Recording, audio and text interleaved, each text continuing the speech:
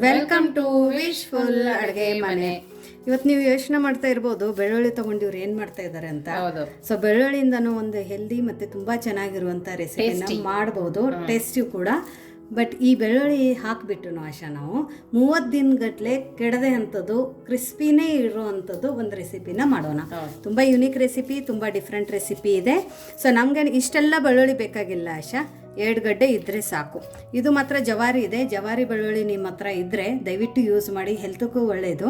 ಅದ್ರ ಜೊತೆ ಟೇಸ್ಟು ಕೂಡ ತುಂಬ ಸಖತ್ತಾಗಿರುತ್ತೆ, ನಾಟಿ ಬೆಳ್ಳುಳ್ಳಿ ಅದು. ಸೊ ಇದನ್ನು ಇವಾಗ 2 ಗಡ್ಡೆ ಬೆಳ್ಳುಳ್ಳಿನ ಆಶಾ ನಾವು ನೀಟಾಗಿ ಸುಲ್ಕೊಂಡು ಬರಬೇಕು. ಸೊ ನೋಡಿ, ಇಲ್ಲಿ ಬೆಳ್ಳುಳ್ಳಿನ ನಾವು 2 ಗಡ್ಡೆ ಬೆಳ್ಳುಳ್ಳಿನ ಸುಲ್ಕೊಂಡು ಬಂದಿರೋದು ಆಶಾ. ಇದ್ರ ಜೊತೆನೆ ಇಲ್ಲಿ ನಾನು ಕೆಂಪು ಖಾರದ ಪುಡಿ, ಸ್ವಲ್ಪ ಖಾರ ನೋಡಿ ತಗೊಳ್ಳಿ, ಸ್ವಲ್ಪ ಎಳ್ಳು, ಅರಿಶಿಣದ ಪುಡಿ, ಹಿಂಗು ಮತ್ತು ಜೀರಿಗೆ, ಇಷ್ಟೆಲ್ಲನೂ ತೊಗೊಂಡಿರೋದು. ಇದನ್ನು ಬಿಟ್ಟು ನೀವು ಅಕಸ್ಮಾತ್ ಇದ್ರ ಮಧ್ಯದಲ್ಲಿ ಯಾವುದಾದ್ರೆ ಒಂದು ಇಂಗ್ರೀಡಿಯೆಂಟ್ಸ್ ತಿನ್ನಲ್ಲ ಅಂದರೆ ಟೋಟಲಿ ಸ್ಕಿಪ್ ಮಾಡಿ, ಏನೂ ಪ್ರಾಬ್ಲಮ್ ಇಲ್ಲ. ಸೊ ಇವಾಗ ನಾವು ಇದನ್ನು ಏನು ಮಾಡೋಣ ಅಂದರೆ ಒಂದು ಮಿಕ್ಸಿ ಜಾರಕ್ಕೆ ಹಾಕ್ಕೊಳ್ಳೋಣ. ಸೊ ನೋಡಿ, ಇಲ್ಲೊಂದು ಮಿಕ್ಸಿ ಜಾರನ್ನು ತಗೊಂಡಿರೋದು, ಇದ್ರೊಳಗಡೆ ನಾವು ಸುಲ್ಕೊಂಡಿರೋಂಥ ಬೆಳ್ಳುಳ್ಳಿನ ಹಾಕ್ಕೊಳ್ಳೋಣ. ಇದ್ರ ಜೊತೆ ನಮ್ಮದೆಲ್ಲ ಸ್ಪೈಸಸ್ಸು ಕೂಡ ಇದ್ರ ಒಳಗಡೆನೆ ಹಾಕ್ಕೊಳ್ಳೋಣ. ಹಾಕೊಂಡ್ಬಿಟ್ಟು ಸ್ವಲ್ಪ ನೀರನ್ನು ಹಾಕೊಂಡು ಆಶಾ ಇದನ್ನ ನೈಸಾಗಿ ಪೇಸ್ಟ್ ಮಾಡ್ಕೊಂಡು ಬರಬೇಕು. ಪೇಸ್ಟ್ ತರ ಮಾಡ್ಕೊಬೇಕಾ? ಹೌದು, ತರಿ ಮಾಡ್ಕೋಬಾರ್ದು. ಇಲ್ಲ, ಪೇಸ್ಟ್ ತರಾನೇ ಇರಬೇಕು. ಸೊ ನೋಡಿ, ಇದನ್ನ ನೀರು ಹಾಕಿಬಿಟ್ಟು ನಾವು ಈ ಥರ ಫೈನ್ ಆಗಿ ಪೇಸ್ಟ್ ಮಾಡ್ಕೊಂಡು ಬರಬೇಕು. ಇವಾಗ ಸದ್ಯಕ್ಕೆ ಇದನ್ನ ಪಕ್ಕಕ್ಕೆ ಇಟ್ಟು ನೆಕ್ಸ್ಟ್ ಏನು ಮಾಡೋದು ಅಂತ ನೋಡೋಣ. ಸೊ ನೋಡಿ, ಇಲ್ಲಿ ಒಂದು ಬೇಸನನ್ನು ತಗೊಂಡಿರೋದು, ಅದ್ರ ಮೇಲ್ಗಡೆ ಒಂದು ಜಡಿನ ಇಟ್ಕೊಂಡಿರೋದು. ಇದ್ರ ಒಳಗಡೆ ಇವಾಗ ನಾವು ಕಡಲೆ ಹಿಟ್ಟನ್ನು ಹಾಕೊಳ್ಳೋಣ. ಕಡಲೆ ಹಿಟ್ಟು ಎಷ್ಟು ತಗೊಂಡಿದೆ ಪ್ರತಿಭಾ? 2 ಕಪ್ಪು. 2 ಕಪ್ ಕಡಲೆ ಹಿಟ್ಟಕ್ಕೆ ನಾವಿಲ್ಲಿ 2 ಸ್ಪೂನಷ್ಟು ಅಕ್ಕಿ ಹಿಟ್ಟನ್ನು ಹಾಕೋಬೇಕು. ಯಾಕಂದರೆ ಇದು 30 ದಿನಗಟ್ಟಲೆ ಗರಿ ಗರಿ ಆಗಿರ್ಬೇಕಂದ್ರೆ ಅಕ್ಕಿ ಹಿಟ್ಟು ಬೇಕು. ಬರೀ ಕಡಲೆ ಹಿಟ್ಟಲ್ಲಿನೂ ಮಾಡ್ಕೋಬೋದು, ಬಟ್ ಅದೊಂದು 15 ದಿವಸ ಆದ ನಂತರ ಸ್ವಲ್ಪ ಸಾಫ್ಟ್ ಆಗುತ್ತೆ. ಇವಾಗ ರುಚಿಗೆ ಉಪ್ಪು ಹಾಕೊಂಡ್ಬಿಟ್ಟು ಇದನ್ನು ನಾವು ಜಡಿ ಮಾಡ್ಕೋಬೇಕು. ನೀಟಾಗಿ ಜಡಿ ಮಾಡ್ಕೊಳ್ಳಿ. ಸೊ ನೋಡಿ, ಈ ಥರ ಜಡಿ ಮಾಡಿಕೊಂಡು ಒಳಗಡೆ ಏನಾದರೆ ಗಂಟಿದ್ರೆ ಒಂದು ಸ್ವಲ್ಪ ಕೈ ಎಳೆದ್ರೆ ಆಡಿಸಿ, ಇಲ್ಲಾಂದರೆ ಸ್ಪೂನ್ ಆಡಿಸಿ. ಸೊ ನೋಡಿ, ಈ ಥರ ಜಡಿ ಮಾಡ್ಕೊಂಡು ಬಂದ ನಂತರ ಇವಾಗ ಮತ್ತೊಂದು ಜಡಿನ ತಗೊಳ್ಳೋಣ. ಇಲ್ಲಾಂದರೆ ನೀವು ಅದೇ ಜಡಿ ಒಳಗಡೆ ನಾವು ಮಾಡ್ಕೊಂಡು ಬಂದಿದ್ವಲ್ಲ ಆಶಾ, ಬೆಳ್ಳುಳ್ಳಿ ಮಸಾಲೆನ ಅದನ್ನು ಹಾಕೋಬೇಕು. ಇದನ್ನ ಯಾಕೆ ಜಡಿ ಮಾಡ್ಕೋಬೇಕು ಪ್ರತಿಭಾ? ಯಾಕಂದರೆ ಇದು ಇವಾಗ ನಾವು ಶೇವ್ ಮಾಡುವಂಥ ಮನೆಯಲ್ಲಿ ಹಾಕೋತೀವಲ್ಲ, ಸೊ ಅದ್ರ ತೂತ ಸ್ವಲ್ಪ ಸಣ್ಣ ಇರುತ್ತೆ. ಸೊ ಮಧ್ಯದಲ್ಲಿ ಸಿಕ್ಕಾಕೊಂಡ್ಬಿಟ್ರೆ ನಿಮಗೆ ಶೇವ್ ಚೆನ್ನಾಗಿ ಬರಲ್ಲ. ಇವತ್ತು ನಾವು ಮಸಾಲೆ ಶೇವನ್ನು ಮಾಡ್ತಾ ಇದ್ದೀವಿ, ಲಸುನಿ ಶೇವ್ ಅಂತಾರೆ ಇದಕ್ಕೆ, ಬೆಳ್ಳುಳ್ಳಿ ಶೇವನ್ನು. ಸೊ ತುಂಬ ಚೆನ್ನಾಗಿ ನಾವು ಮಾಡ್ಕೋಬೋದು.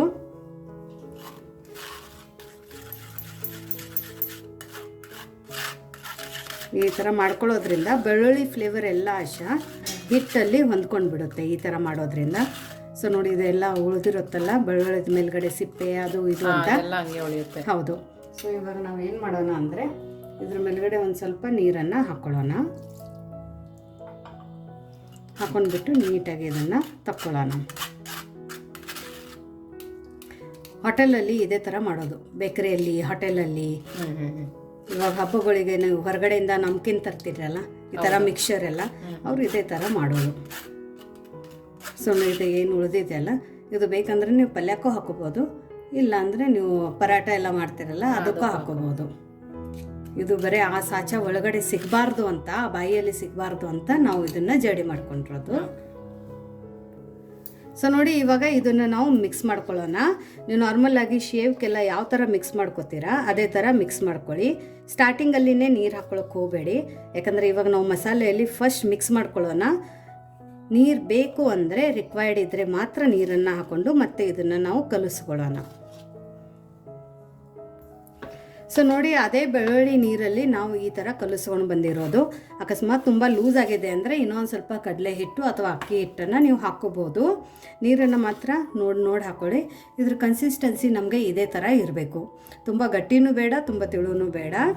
ಇವಾಗ ಸದ್ಯಕ್ಕೆ ಇದೊಂದು 2 ನಿಮಿಷ ಪಕ್ಕಕ್ಕೆ ಇಟ್ಟು ನೆಕ್ಸ್ಟ್ ಏನು ಮಾಡೋದು ಅಂತ ನೋಡೋಣ ಬನ್ನಿ. ಇಲ್ಲಿ ನೋಡಿ, ಇವಾಗ ನಾವು ಶೇವ್ ಮಾಡುವಂಥ ಮಷೀನನ್ನು ತಗೊಂಡಿರೋದು, ಮಿಕ್ಸರ್ ಮಾಡಿಕೊಳ್ಳುವಂಥ ಮನೇನ.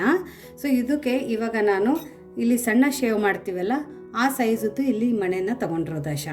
ಇದನ್ನು ಇದ್ರೊಳಗಡೆ ಈ ಥರ ಫಿಕ್ಸ್ ಮಾಡಿಬಿಟ್ಟು ಇದಕ್ಕೆ ಒಂದು ಸ್ವಲ್ಪ ಎಣ್ಣೆನ ಒರೆಸ್ಕೊಳ್ಳೋಣ. ಇದ್ರ ಜೊತೆ ಇದಕ್ಕೊಂದು ಸ್ವಲ್ಪ ಎಣ್ಣೆ ಒರೆಸ್ಕೊಂಡು ಇದಕ್ಕೂ ಒಂದು ಸ್ವಲ್ಪ ಎಣ್ಣೆನ ಒರೆಸ್ಕೊಳ್ಳೋಣ. ನೀಟಾಗಿ ಎಣ್ಣೆನ ಹಚ್ಕೊಳ್ಳಿ.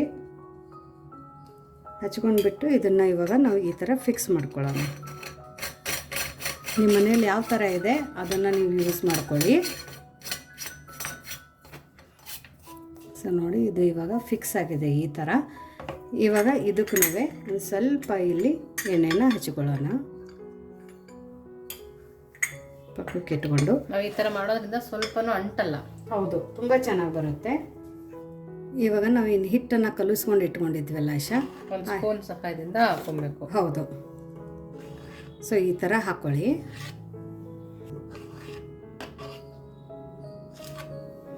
ನಮಗೆ ಈ ಥರ ಲೂಸ್ ಮಾಡ್ಕೊಳ್ಳೋಕೆ ಬರಲ್ಲ ಅಂದರೆ ನೀವು ಚಪಾತಿ ಹದದ ಥರನೂ ಕಲಿಸ್ಕೊಂಡು ಮಾಡ್ಕೋಬೋದು. ತುಂಬ ಬೇಗ ಆಗುತ್ತೆ ಈ ರೆಸಿಪಿ, ತುಂಬ ಟೈಮ್ ಏನು ತಗೊಳ್ಳಲ್ಲ. ಸ್ವಲ್ಪ ಸ್ಪೂನಿಂದ ಈ ಥರ ಪ್ರೆಸ್ ಮಾಡಿ ಒಳಗಡೆ ಹೋಗ್ಬಿಡುತ್ತೆ ನೀಟಾಗಿ ಬಂದಾಗ. ಇವಾಗ ನಾವು ಇದನ್ನು ಈ ಥರ ಕ್ಲೋಸ್ ಮಾಡ್ಕೊಳ್ಳೋಣ. ಸೊ ನೋಡಿ, ನೀಟಾಗಿ ಈ ಥರ ಕ್ಲೋಸ್ ಮಾಡ್ಕೊಂಡಿರೋದು. ಇವಾಗ ನಮ್ಮ ಬ್ಯಾಟ್ರು ಪರ್ಫೆಕ್ಟ್ ಆಗಿದೆಯೋ ಇಲ್ಲೋ ಅಂತ ಇಲ್ಲಿ ಗೊತ್ತಾಗುತ್ತೆ. ಬ್ಯಾಟರ್ ಕರೆಕ್ಟಾಗಿ ಆಗಿದ್ರೆ ಆಶಾ ಈ ಥರ ಹಿಟ್ಟು ಬರೋಕ್ಕೆ ಸ್ಟಾರ್ಟ್ ಆಗುತ್ತೆ. ಸೊ ನಮ್ಮದು ಕನ್ಸಿಸ್ಟೆನ್ಸಿ ಮತ್ತು ಇದು ಪರ್ಫೆಕ್ಟ್ ಆಗಿದೆ ಅಂತ. ಇವಾಗ ನೆಕ್ಸ್ಟ್ ಇದು ಬಿಸಿ ಎಣ್ಣೆ ಕಾಯೋಕೆ ಇಟ್ಕೊಂಡಿದ್ದೀನಿ, ಅದ್ರ ಒಳಗಡೆ ಬಿಡೋಣ ಬನ್ನಿ. ನೋಡಿ, ಇಲ್ಲಿ ಎಣ್ಣೆನ ಹೈ ಫ್ಲೇಮಲ್ಲಿ ಕಾಯೋಕೆ ಇಟ್ಕೊಂಡಿರೋದು. ಎಣ್ಣೆ ತುಂಬ ಚೆನ್ನಾಗಿ ಬಿಸಿಯಾಗಿದೆ. ಇವಾಗ ನಾವು ಇದನ್ನು ಶೇವನ್ನು ಬಿಡೋಣ. ಫ್ಲೇಮನ್ನು ಮಾತ್ರ ಹೈಯಲ್ಲಿನೇ ಇಟ್ಕೊಳ್ಳಿ, ಬೇಗ ಆಗುತ್ತೆ. ಇದು ತುಂಬ ಬೇಗ ಆಗುತ್ತೆ. ಮತ್ತು ಹಿಟ್ಟು ಅಳಸಿರೋದ್ರಿಂದ ಆಶಾ ನಮಗೆ ಒತ್ತೊಬ್ಬ ತುಂಬ ಬೇಕಾಗಲ್ಲ. ಹೌದು. ಸೊ ಇದನ್ನು 1 ಸೆಕೆಂಡು ಹಿಂಗೆ ಬಿಟ್ಬಿಡಿ, ಇಮಿಡಿಯೇಟಾಗಿ ಟಚ್ ಮಾಡೋಕ್ಕೆ ಬೇಡ. ಸ್ವಲ್ಪ ಇದು ಎಣ್ಣೆಯಲ್ಲಿ ಹೊಂದ್ಕೊಂಡ ನಂತರ ನಾವು ಇದನ್ನು ಟರ್ನ್ ಮಾಡ್ಕೋಬೇಕು. ಸೊ ನೋಡಿ, ಇವಾಗ ಇದನ್ನು ಟರ್ನ್ ಮಾಡ್ಕೊಳ್ಳೋಣ.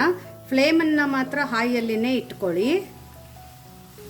ಎಷ್ಟು ಚೆನ್ನಾಗಿ ಬಂದಿದೆ ನೋಡಿ ನಮ್ಮ ಮಿಕ್ಸರು. ನೀವು ಮಾರ್ನಿಂಗಲ್ಲಿ ಪಟ್ಟಂತ ಕಡಲೆ ಹಿಟ್ಟಲ್ಲಿ ಬರೀ ಉಪ್ಪು ಹಾಕಿನೂ ಈ ರೆಸಿಪಿನ ಮಾಡ್ಕೋಬೋದು. ಬೆಳ್ಳುಳ್ಳಿ ತಿನ್ನಲ್ಲ ಅನ್ನೋರು ಕೂಡ ಬೆಳ್ಳುಳ್ಳಿ ಸ್ಕಿಪ್ ಮಾಡಿ ಇದನ್ನು ಮಾಡ್ಕೋಬೋದು. ಹೌದು, ಬಟ್ ಮಸಾಲ ಹಾಕಿದ್ರೆ ತುಂಬ ಟೇಸ್ಟ್ ಬರುತ್ತೆ. ಹಾಗೇನೂ ತಿನ್ಕೋಬೋದು. ಅವಲಕ್ಕಿ, ಉಪ್ಪಿಟ್ಟು, ಚಿತ್ರಾನ್ನ ಅದ್ರ ಮೇಲ್ಗಡೆ ಉದುರಿಸ್ಕೊಂಡು ತಿನ್ಬೋದು. ಮಾಮೂಲು ಪ್ಲೈನ್ ಬಸ್ಸಾಂಬಾರೆಲ್ಲ ಮಾಡ್ತೀವಲ್ಲ ಪ್ರತಿಭಾ, ಅದಕ್ಕೆ ಕೂಡ ಹಾಕೊಂಡು ತಿಂದರೆ ತುಂಬ ಚೆನ್ನಾಗಿರುತ್ತೆ. ಸೊ ನೋಡಿ, ಇದು ಇನ್ನೊಂದು ಸರ್ತಿ ತಿರುಗಿಸಿ 1 ನಿಮಿಷ ಬಿಟ್ಟು, ಇದೇನು ಜಾಸ್ತಿ ಹೊತ್ತು ಟೈಮ್ ತಗೊಳ್ಳಲ್ಲ. 1 ನಿಮಿಷದಲ್ಲಿ ನಮ್ಮದು ಶೇವ್ ರೆಡಿ ಆಗುತ್ತೆ. ಸೊ ಇವಾಗ ಫ್ಲೇಮನ್ನು ಲೋ ಅಲ್ಲಿ ಮಾಡಿಕೊಂಡು ನಾವು ಇದನ್ನು ತಕ್ಕೋಬೇಕು. ಎಷ್ಟು ಚೆನ್ನಾಗಿ ಬಂದಿದೆ ನೋಡಿ, ಕಲರ್ ಅಂತೂ ತುಂಬ ಪರ್ಫೆಕ್ಟಾಗಿ ಬಂದಿದೆ. ಸೊ ಇವಾಗ ಆಲ್ರೆಡಿ ಎಣ್ಣೆ ಕೈದಿದೆ ಅಲ್ಲ, ಫ್ಲೇಮನ್ನು ಲೋ ಅಲ್ಲಿ ಇಟ್ಕೊಂಡು ಫಸ್ಟ್ ನಾವು ಸೇವನ್ನು ಹಾಕ್ಕೊಳ್ಳೋಣ. ಎಣ್ಣೆ ಕೂಡ ಎಳೆಯಲ್ಲ. ಹೌದು, ಅಷ್ಟು ಚೆನ್ನಾಗಿದೆ. ಇವಾಗ ಫ್ಲೇಮನ್ನು ಹಾಯಲ್ಲಿ ಇಟ್ಕೊಂಡು ಇದನ್ನು ಸಹ ಅದೇ ಥರ ನಾವು ಬೇಯಿಸ್ಕೋಬೇಕು. ಸೊ ನೋಡಿ, ಇದನ್ನು ಸಹ ನಾವು ಇದೇ ಥರ ಟರ್ನ್ ಮಾಡ್ಕೊಳ್ಳೋಣ. ಟರ್ನ್ ಮಾಡಿಕೊಂಡು ಹೈ ಫ್ಲೇಮಲ್ಲಿ ಇದನ್ನು ಸಹ ನಾವು ಫ್ರೈ ಮಾಡ್ಕೊಳ್ಳೋಣ. ಯಾರಾದರೆ ತಿಂದಿದ್ರೆ ಅವ್ರಿಗೆ ಏನೂ ಕಾಣೋದೇ ಇಲ್ಲ. ಬೆಳ್ಳುಳ್ಳಿ ಎಲ್ಲಿದೆ ಅಂತ ಗೊತ್ತಾಗಲ್ಲ, ಅಜ್ವೈನು ಜೀರಿಗೆ ಎಲ್ಲಿದೆ ಅಂತ ಗೊತ್ತಾಗಲ್ಲ, ಖಾರ ಹೆಂಗೆ ಹಾಕಿದ್ದೀರಂತ ಗೊತ್ತಾಗಲ್ಲ. ಸೊ ಒಂದು ಸರ್ತಿ ನೀವು ಮಾಡಿಕೊಡಿ ಅವರಿಗೆ, ಯಾರಾದರೆ ಬಂದರೆ ತುಂಬ ಇಷ್ಟಪಟ್ಟು ತಿಂತಾರೆ. ಪುರಿ ತಿಂತೀವಲ್ಲ ಪ್ರತಿಭಾ, ಅದರಲ್ಲಿ ಮಿಕ್ಸ್ ಮಾಡ್ಕೊಂಡು ತುಂಬ ಚೆನ್ನಾಗಿ. ಹೌದು, ತುಂಬ ಚೆನ್ನಾಗಿ ಬರುತ್ತೆ. ಸೊ ನೋಡಿ, ಎಲ್ಲದನ್ನು ನಾವು ಇದೇ ಥರ ಕರ್ಕೊಂಡು ಬರೋಣ.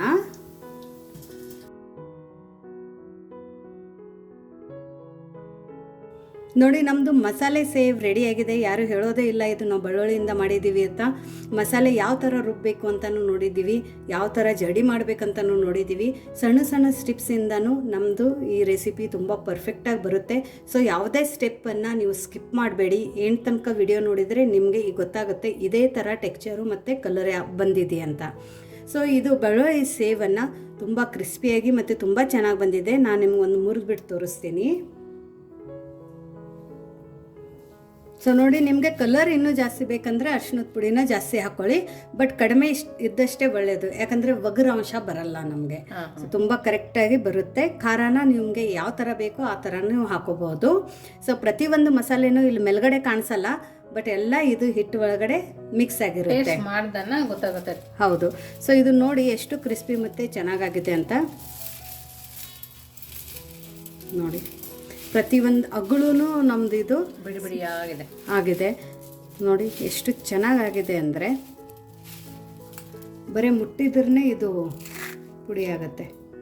ನೀವು ಮಸಾಲೆ ಪುಡಿ ಮಾಡಿದಾಗ ಕೂಡ ಹಾಕೊಂಡು ತಿನ್ಬೋದು. ಹೌದು, ಒಳ್ಳೆ ಎಣ್ಣೆಯಲ್ಲಿ. ಮತ್ತು ಸ್ವಲ್ಪನೂ ಎಣ್ಣೆ ಹಾಕ್ಕೊಂಡಿಲ್ಲ ನೋಡಿ, ಸ್ವಲ್ಪನೂ ಎಣ್ಣೆ ಇಲ್ಲ, ಕಾಣೋದೇ ಇಲ್ಲ ಎಣ್ಣೆನ. ಸೊ ಇಷ್ಟು ಚೆನ್ನಾಗಿ ನಮ್ದು ಈ ರೆಸಿಪಿ ಆಗಿದೆ ನೋಡಿ. ಆಶಾ ನೋಡಿ ಹೆಂಗಾಗಿದೆ ಅಂತ. ಚೆನ್ನಾಗಿದೆ, ಕ್ರಿಸ್ಪಿ ಆಗಿದೆ, ಮಸಾಲೆ ಎಲ್ಲ ಸಿಗ್ತಾ ಇದೆ, ಟೇಸ್ಟ್ ತುಂಬ ಚೆನ್ನಾಗಿದೆ. ಸೌಂಡ್ ಬರ್ತಾ ಇರ್ಬೇಕು ನಿಮಗೆ. ಆ ಬೆಳ್ಳುಳ್ಳಿ ಫ್ಲೇವರು, ಆ ಜೀರಿಗೆ, ಹೌದು, ತುಂಬ ಸಖತ್ತಾಗಿ, ತುಂಬ ಡಿಫ್ರೆಂಟಾಗಿದೆ. ಒಂದು ಸರ್ತಿ ನೀವು ಈ ಥರ ಮಾಡಿಟ್ರೆ ಮಕ್ಕಳು ಪ್ರತಿಯೊಂದರಲ್ಲಿನೂ ಇದನ್ನು ಸೈಡ್ ಡಿಶ್ ಅಂತಲೂ ತಿಂತಾರೆ. ಅಷ್ಟು ಚೆನ್ನಾಗಿ ರೆಸಿಪಿ ಇದೆ. ನಿಮಗೆ ಈ ರೆಸಿಪಿ ಹೇಗೆ ಅನ್ನಿಸ್ತು ಅಂತ ಕಮೆಂಟ್ ಮೂಲಕ ತಿಳಿಸೋದನ್ನು ಮರಿಬೇಡಿ.